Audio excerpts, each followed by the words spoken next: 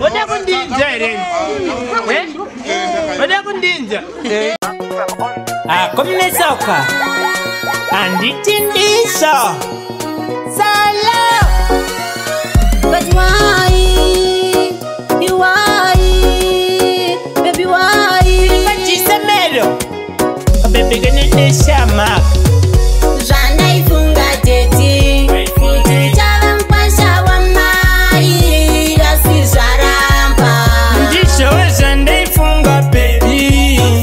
Kuti uchamu dode wa mai. Asiwaramba. Chinzwaka. Bakutanga kandichita.